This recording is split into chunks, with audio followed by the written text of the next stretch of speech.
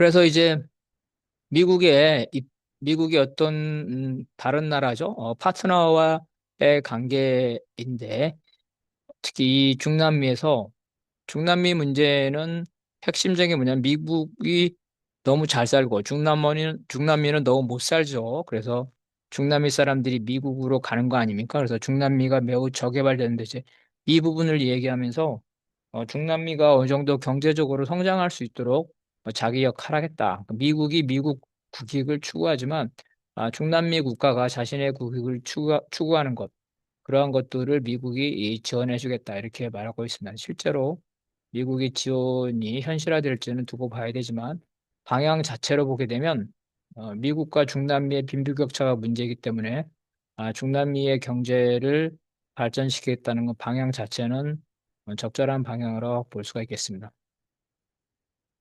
그리고 여기서 중요한데요. 그래서 음, 중남미에서 적대 국가, 그죠? 중국과 러시아가 되겠죠. 이러한 영향력을 절대로 허용하지 않겠다는 거죠. 그래서 주로 이제 그 좌익이 되겠죠. 그래서 좌익 정권. 왜냐하면 상대적으로 중남미의 좌익 정권은 러시아나 중국과 가깝기 때문에 좌익 정권을 허용하지 않겠다. 그래서 베네수엘라에 대한 공격도 그런 측면이고요. 콜롬비아의 좌익 정권에 대해서도 뭐 타겟으로 삼고가 있습니다. 그래서 이 중남미에서 미국은 이러한 군사적인 것뿐만 아니라 이제 재정적인 거죠, 기술적인 거죠, 이러한 것들, 그죠? 이러한 것들까지도 동원해서 중남미에 대해서 당근과 채찍 정책을 취하겠다 이렇게 이 얘기를 하고 있는 겁니다. 자, 아시아에서는 경제적으로는 아시아가 매우 성장하고 있죠. 특히 동아시아가. 그래서 그 동아시아가 유럽보다 더 성장 가능성이 높기 때문에 동아시아의 경제 관계죠. 이것들을 밀접해야 되고 그다음에 동아시아에서 바로 이제 그 중국이죠. 중국과의 어, 경쟁, 특히 중국이 동아시아를 군사적 대만을 지배하는 것을 막아야 된다는 겁니다. 그래서 중국에 대한 정책 평가를 하는데 그 미국의 정책은 지난 그 수십 년 동안에 실패했다는 겁니다. 왜 실패했냐면, 미국의 엘리트들은 중국을 개방시켜서 중국의 경제를 발전시키고 자본주의가 들어가면, 중국의 정치 체제가, 바뀔 것이다. 이렇게 생각했다는 거죠. 그래서 이제 주로 이제 미국에서 이렇게 말하는 건 뭐냐면은, 어, 국제법이나 어떤 가치적 근거한 국제 질서죠. 여기에 중국이 편입될 거다. 쉽게 말하면 중국의 정치 체제가 경제를 개방하면 정치 체제가 자유화될 거라고 믿었는데 그게 실패했다는 겁니다.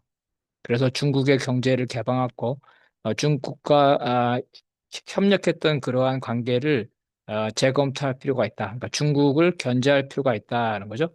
그래서 기존에 키신저죠. 이런 사람들의 중국 개방 정책과 중국 발전 정책을 비판을 하게 됩니다. 그리고 이런 동아시아에는 지금 경제가 엄청나게 성장하기 때문에 여기서 바로 미국과 중국이 이 경제적 주도권을 놓고 다툴 수밖에 없다. 대만 문제가 아니라도 그래서 이러한 경제적 주도권을 놓고 중국을 견제할 필요가 있다는 거죠. 그래서 중국이 지금 어떻게 됐냐 그러면은 가장 가난한 나라에서 거의 미국의 그 동등한 미국에 견줄 수 있는 그런 나라가 됐다는 거죠. 그래서 이러한 상황을 냉철하게 봐서 중국을 억제할 필요 있다. 중국과 전쟁을 하지 않지만 중국을 억제할 필요가 있다는 겁니다. 중국은 이미 주변 나라를 많이 지배하고 있고 미국이 중국산 상품을 제한하다 하도 중국이 다른 나라죠. 특히 가난한 나라에 투자를 해서 그 제3 국가의 상품 인척으로 위장이 돼가지고 미국에 들어오고 있다는 거죠. 그래서 중국 자체를 직접적으로 억제하는 것도 중요하지만 중국이 이러한 다른 나라를 프락시, 죠? 대리 정권, 혹은 뭐 버퍼존이죠. 그래서 꼭두각시로 사용해서 미국 시장에 진출하거나 미국의 국익을 침해하는 것을 막아야 된다. 그래서 동아시아에서 다른 나라에 대한 영향력이죠. 이 영향력을 놓고 미국과 중국이 이 경쟁할 수밖에 없다. 이렇게 얘기하고 있습니다.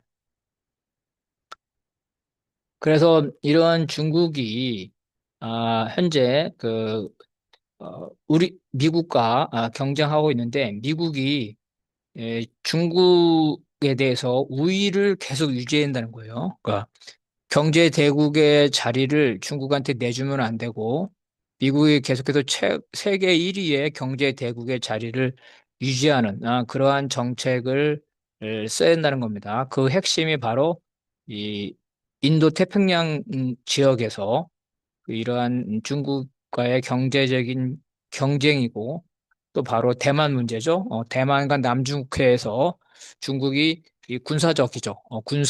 군사력을 앞세워서 주변의 주변 국가들에게 경제적인 영향력을 확대하는 걸 막기 위해서 중국의 군사력, 특히 대만에서 중국을 이러한 지배를 막아야 된다. 그래서 이러한 인도 태평양 지역에 미국이 군사력을 증강시켜서 중국을 강하게 견제해야 된다. 봉쇄라는 말까지는 안 하지만 어쨌든 억제를 해야 된다는 거죠. 그러면서 여러 가지 중국 문제를 제기하는데요. 중국은 일단 국가죠. 국가가 소유한 국유기업이죠. 국유기업이 세계 경제에서 불공정 경쟁을 하고 또 국가가 많은 합법적으로 아니면은 비합법적으로 기업에다가 돈을 보조금을 주죠. 그래서 불공정 경쟁을 하고 있다는 거죠. 그리고 미국의 고급 기술을 지적재산권으로 훔쳐가고 있다. 이런 거고요. 그 다음에 세계 곳곳에서 자원을 놓고 미국과 경쟁하면서 미국의 자원 획득을 어렵게 하고 있다.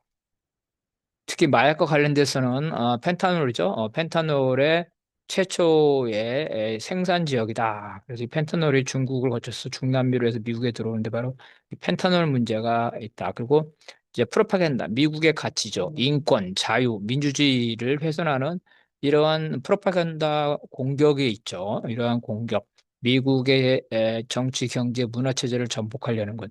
이러한 것들이 이제 중국의 문제점 이라는 겁니다. 그래서 미국은 바로 중국에 있는 근처의 나라들이 중국에 경제적으로 종속되지 않도록, 즉 중국 편에 서는 게 아니라 미국 편에 서도록 할 필요가 있다는 거죠. 그래서 특히 한국이죠. 네, 일본은 완전히 미국으로 넘어갔고 한국과 같이 이렇게 미중 사이에서 갈등하는 나라들을 중국에 넘어가지 않도록 한다. 그래서 중국의 강압적인 이러한 경제 정책이죠. 보복 정책, 이거를 견제를 해서 경제적으로도 동아시아에서 친미 국가를 많이 형성해야 된다. 이런 취지로 얘기를 하고 있습니다.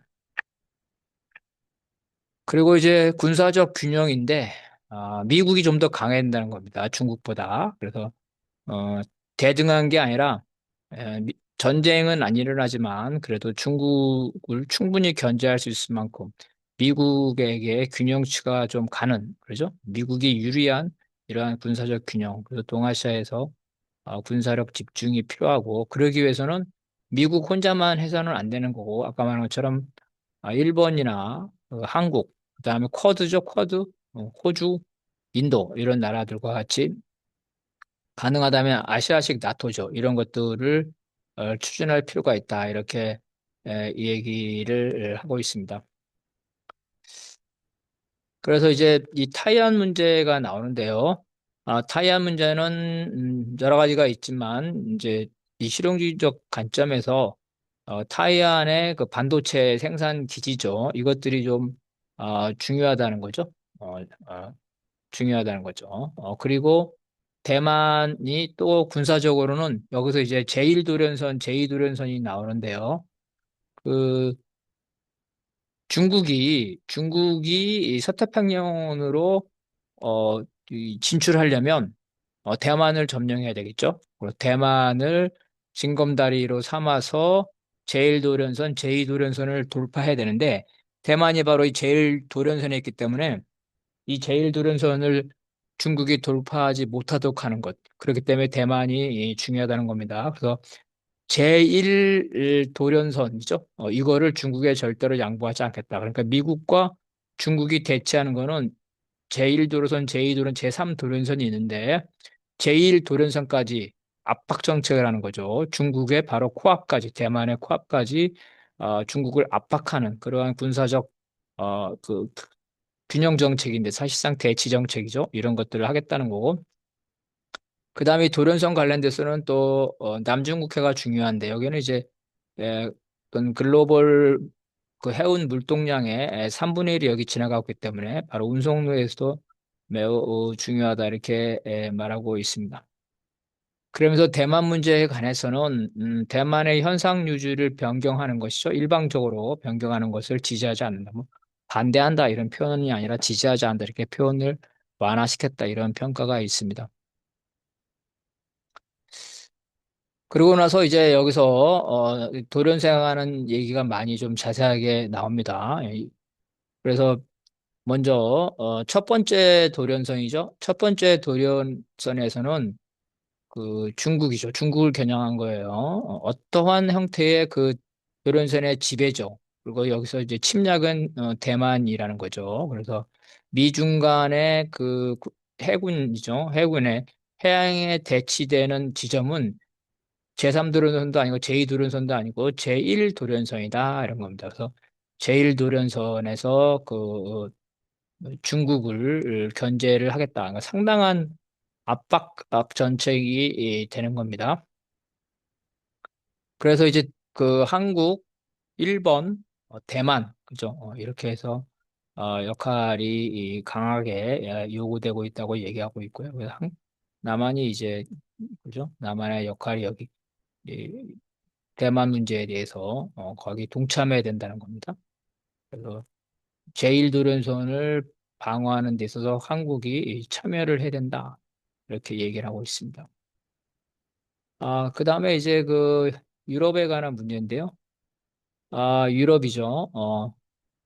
유럽이 지금 약간 망해가고 있는데 여러 가지 이유가 있겠지만 중요한 거는 그 이민이죠. 중동에서 온 이주자들, 불법 이민자들 때문에 유럽의 정체성이 훼손되고 있고, 그다음에 유럽의 주권이죠.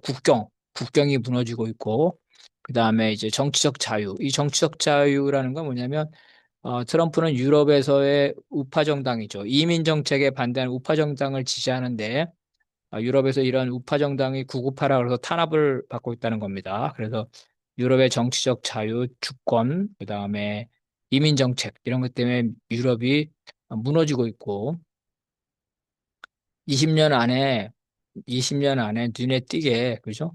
눈에 띄게 쇠퇴할 거다. 뭐, 별로 중요한 지역이 안 될 거다 이렇게 얘기하고 있는 겁니다.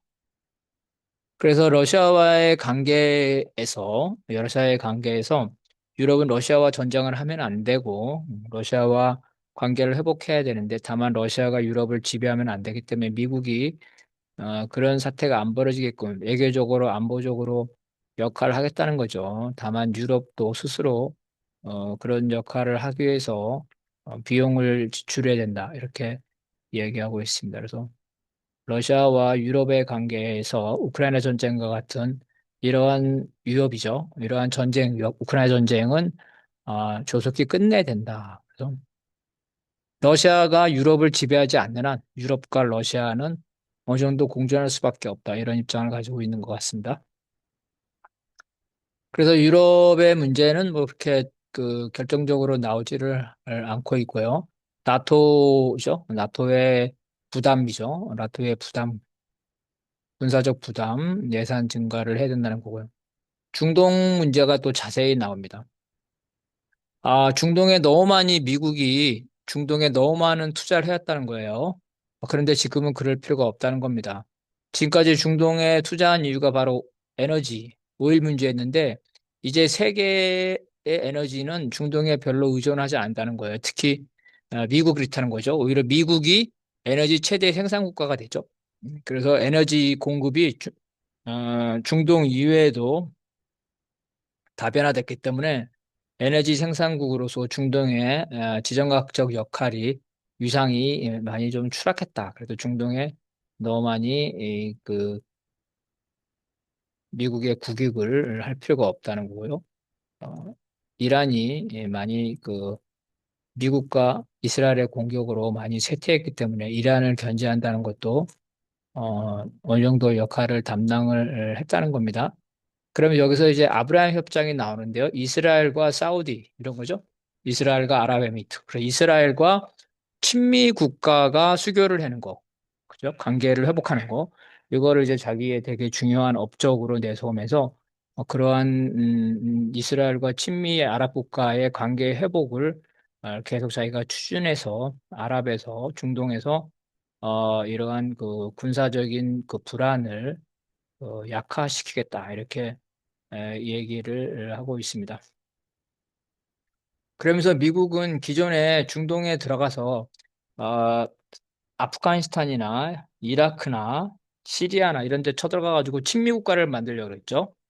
그런데 이제 그런 네이션 빌딩을 더 이상 하지 않겠다. 그래서 그 나라가 어떤 나라이든 간에 그 지역을 존중해야겠고 그 지역의 지도자들을 인정해주겠다. 이건 이제 조선에 대해서도 같은 관점을 가지고 있죠.